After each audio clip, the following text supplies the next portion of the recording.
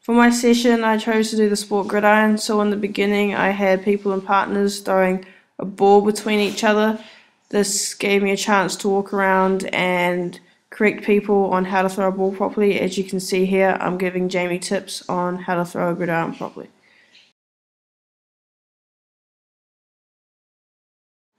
A teaching technique that I used was setting out the cones while my group was still throwing the ball around. This eliminated waiting around time and allowed for throw throughout my lesson. The objective of my lesson was spatial awareness. I chose to focus on this as in every sport this is important. It develops a concept of distance, direction, and location. I took it out of context so there was limited distractions.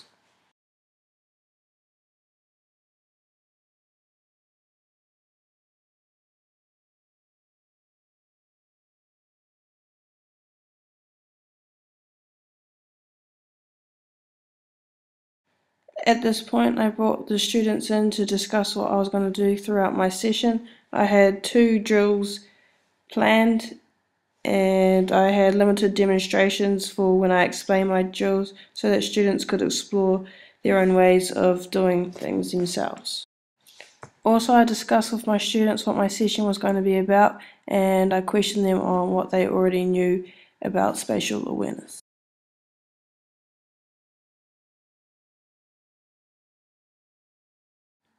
This is my first drill.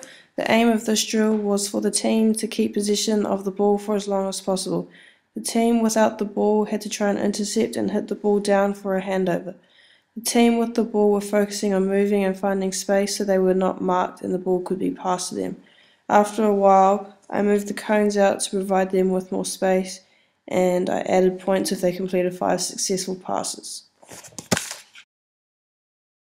While the students were carrying out this activity, I was observing from outside and questioning individuals on where they were and if they were in the right space.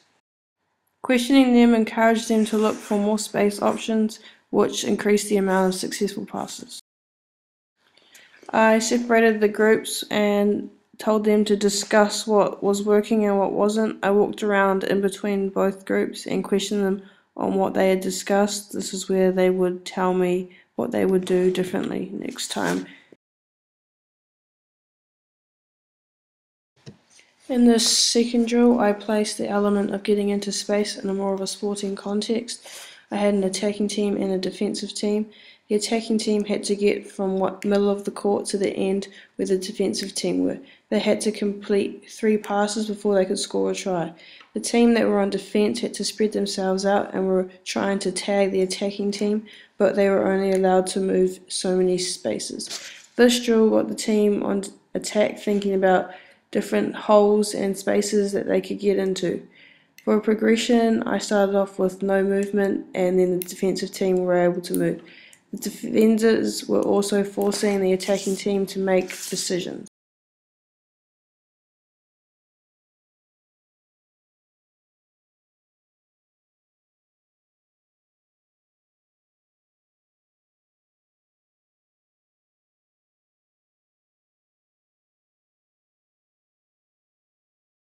When I swapped the teams over, I split them up into groups so they were able to discuss different tactics and strategies that they would use. Also, if I saw problems, I would question each team, but I would prompt questions if they were struggling.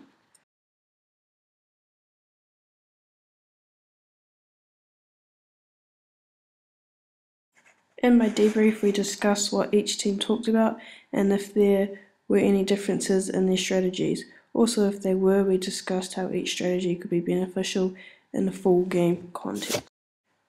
Next time I'll stand back a bit longer before I go in with questions and group talks, as this will help develop more independent athletes.